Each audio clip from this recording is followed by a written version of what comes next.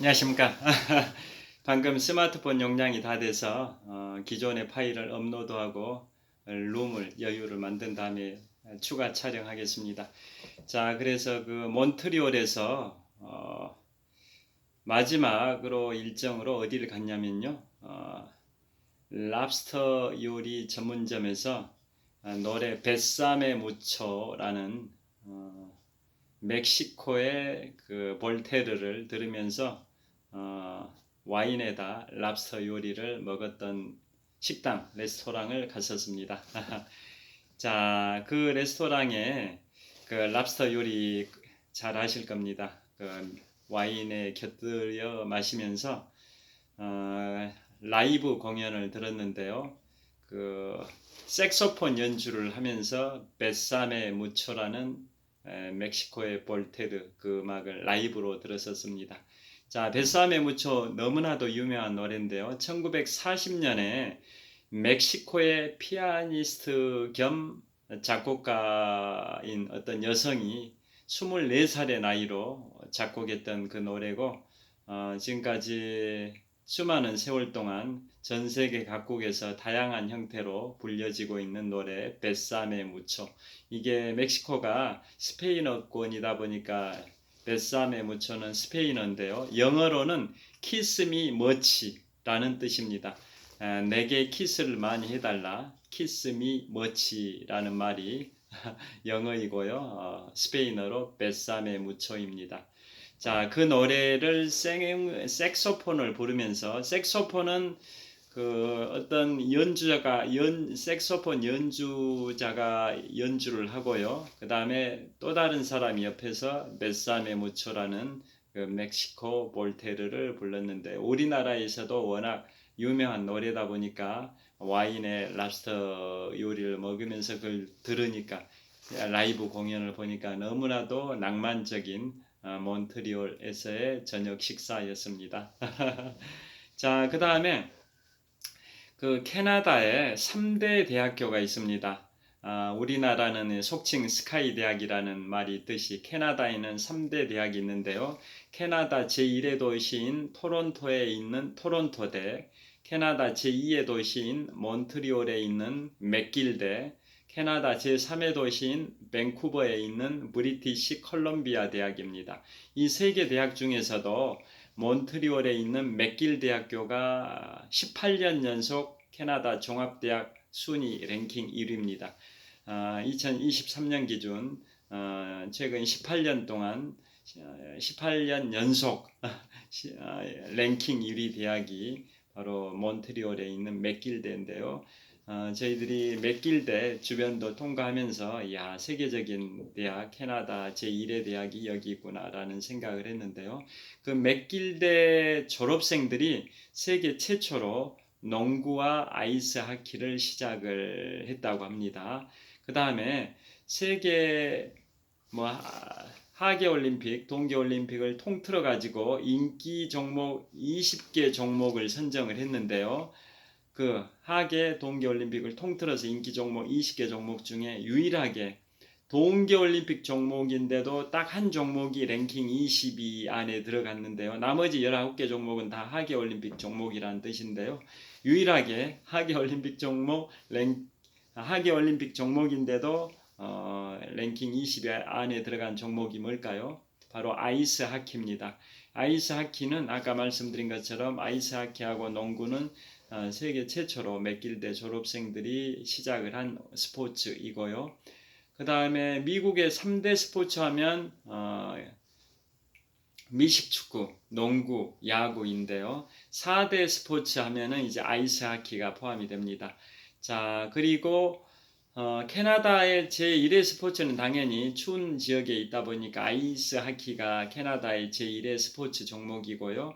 그 다음에 그 미식 축구를 과거에 맥길대 학생들과 세계 최고의 대학인 하버드대 학생들이 공동으로 경기를 했었습니다.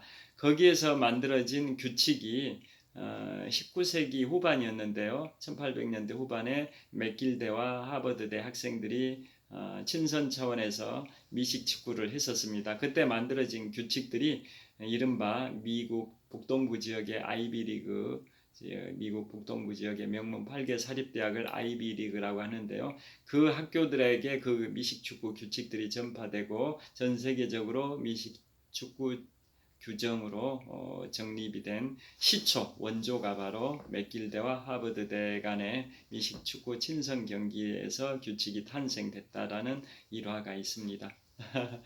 자, 그 다음에 그 몬트리올은 언더그라운드 시티라고 유명합니다. 언더그라운드 시티, 지하 도시란 뜻인데요. 몬트리올에는 지상의 도시와 지하의 도시 두 개의 도시가 있다라는 말이 있을 정도로 몬트리올의 지하 도시는 굉장히 광활합니다. 왜냐하면 아까 모두에 말씀드린 것처럼 퀘벡은 북위 47도에 위치하고 있고 정확하게는 북위 46.5도에 위치하고 있고 몬트리올은 북위 45.7도에 위치하고 있을 정도로 서울이 북위 37도니까 서울보다 북위 10도 정도가 높으니까 굉장히 추운 지역인데요. 그러다 보니까 겨울철에는 굉장히 추워가지고 지상에서 야외 활동하기가 어려워서 지하에 도시를 건설한 겁니다. 그래서 지하를 45개의 큰 건물들의 지하 공간을 다 연결을 해가지고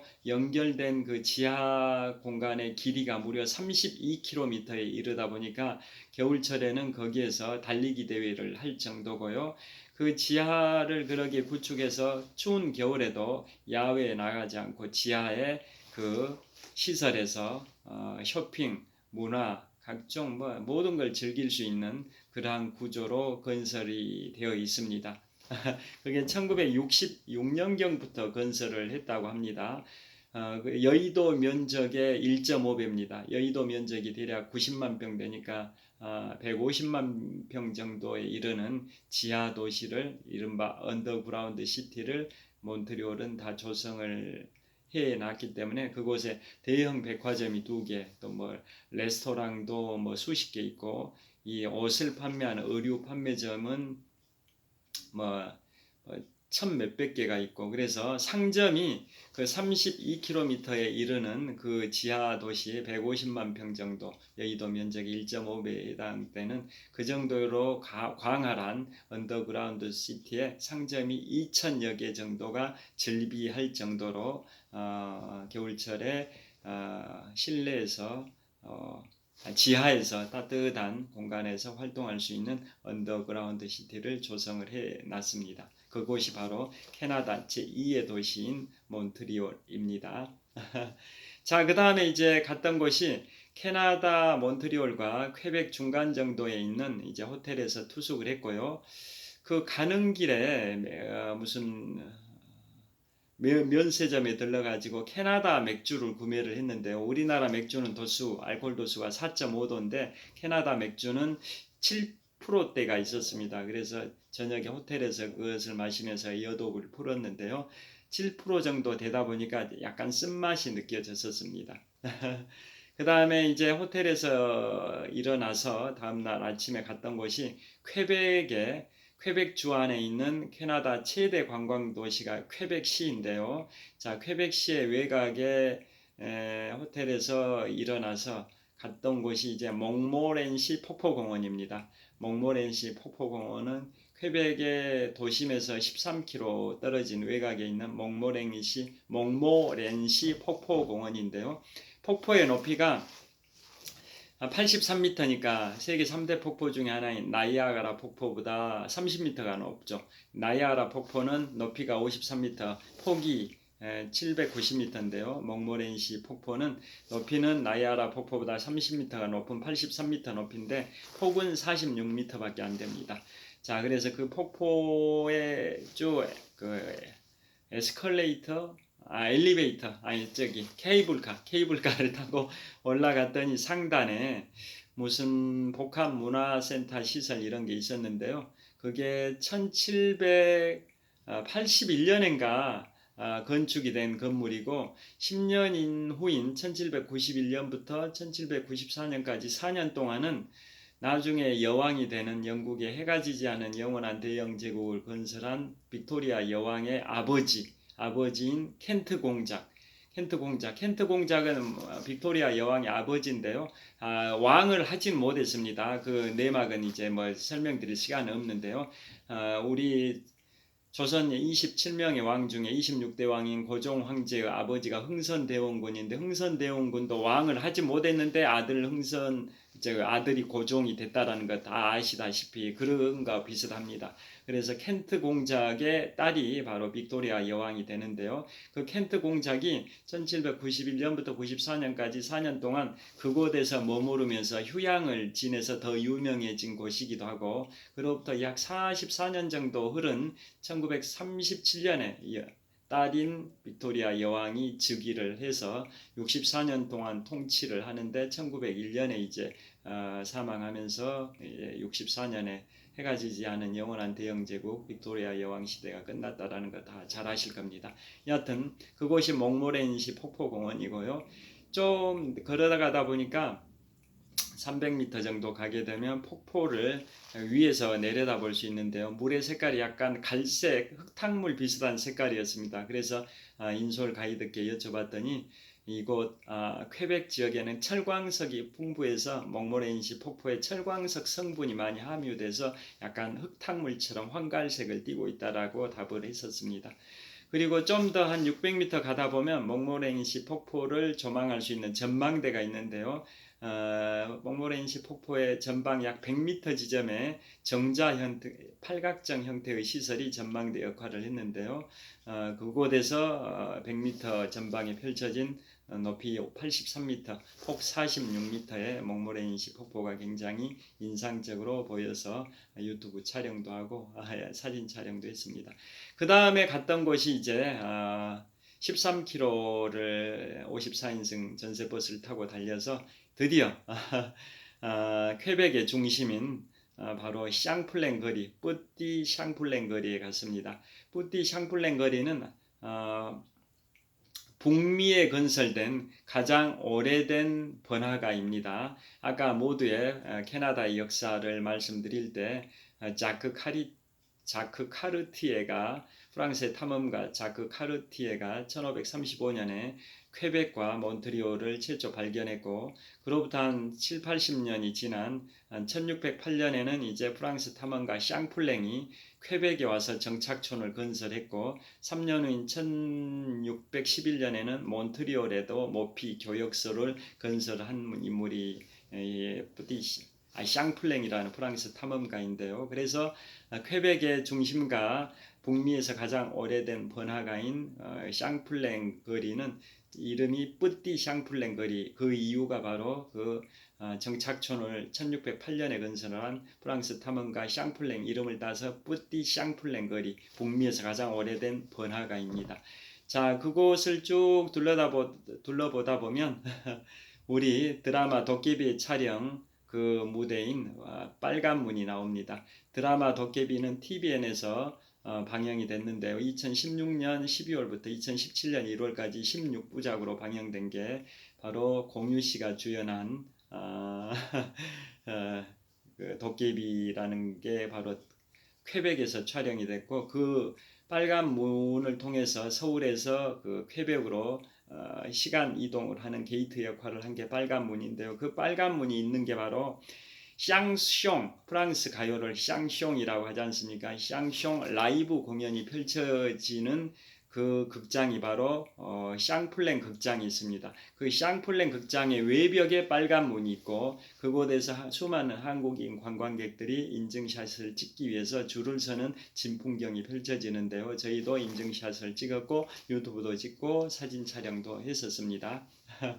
그 다음에 그 뿌띠 샹플랭 거리에는 급경사 계단이 있습니다. 그래서 과거에 수백 년 전에 거기 급경사 계단을 술을 마시고 오르내리다가 넘어져서 목이 부러진 사람들도 많다고 하는데요. 그래서 그 다리 계단을 목 부러지는 계단이라는 명칭을 사용하고 있고요. 그 다음에 그 샹플랭 거리의 중심에는 바로 루아얄 광장이 있습니다. 루아얄 광장, 영어로는 로열인데요. 자, 그 광장의 중심에 프랑스의 태양왕 루이 14세의 흉상이 세워져 있습니다. 자, 아까 말씀드린 것처럼 프랑스인들이 가장 존경하는 역대 위인 4명이 있는데요.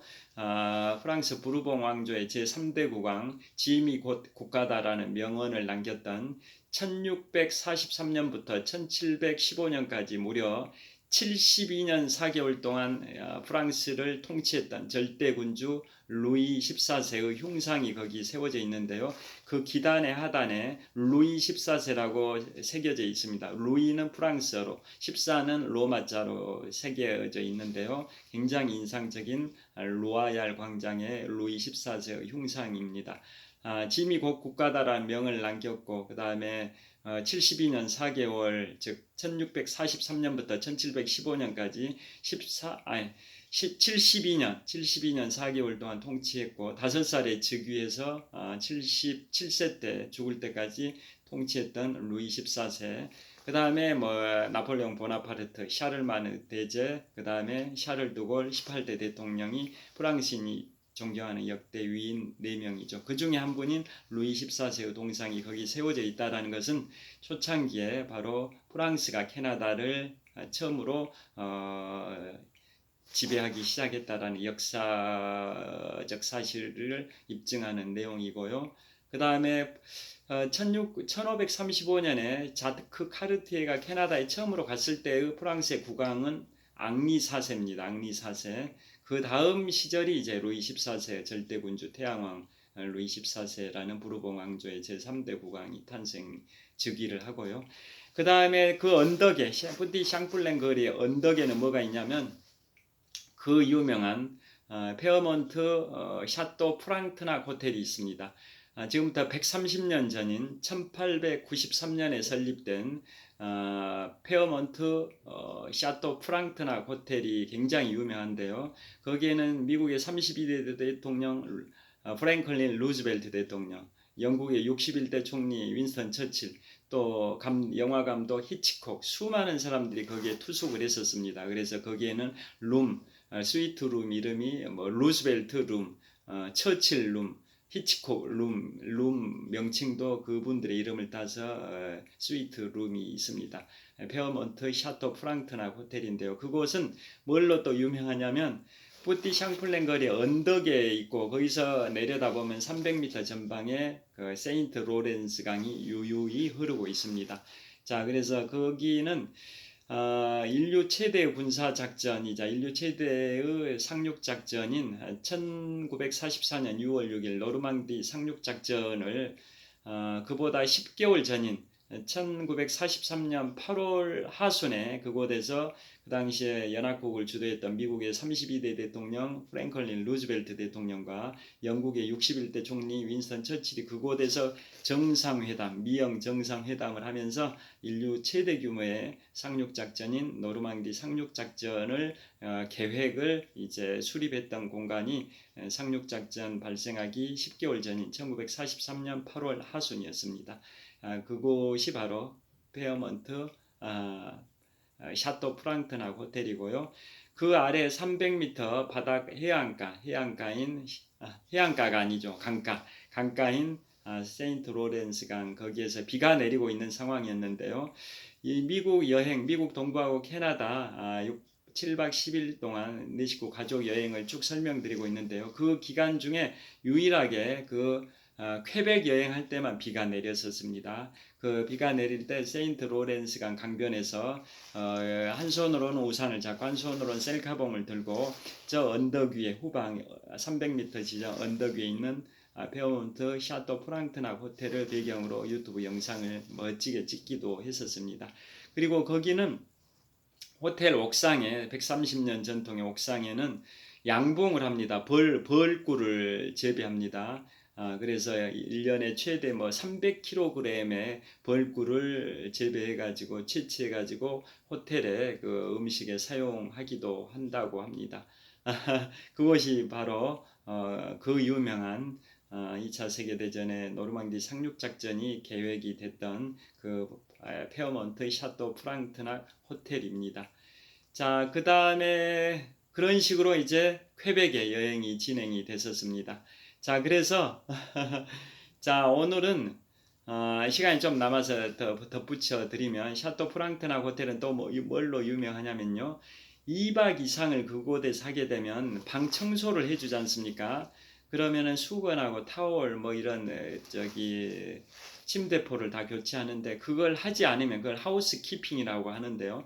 그걸 교체하지 않으면 그 화학 세제도 사용하지 않고 그다음에 물이나 에너지도 사용하지 않다 보니까 비용이 절감되고 환경 오염도 예방할 수 있다. 이런 차원에서 2박 이상 투숙을 하면서 그곳에서 이제 하우스키핑 즉 이불보하고 수건 이런 걸 교체하는 것을 안 하게 되면 그 비용을 절감한 만큼 나무 한 그루를 심어 준다고 합니다. 그 호텔 인근의 숲에다가 나무 한 그루를 심어 준다고 합니다. 그래서 그 2016년 이후 지금까지 한 6, 7년 동안 뭐 7,500그루 이상의 나무가 심어졌다고 합니다. 그 정도로 그 샤또 프랑트나 호텔은 양봉을 해 옥상에다가 양봉을 재배 벌꿀을 생산하는 최대 300kg 1년에 300kg를 꿀을 생산해서 음식에 사용하기도 하고요. 그 다음에 그 환경 오염을 위해서 그렇게 하우스 키핑을 안 하는 그 투숙객들에 대해서는 비용 절감을 통해 가지고 이렇게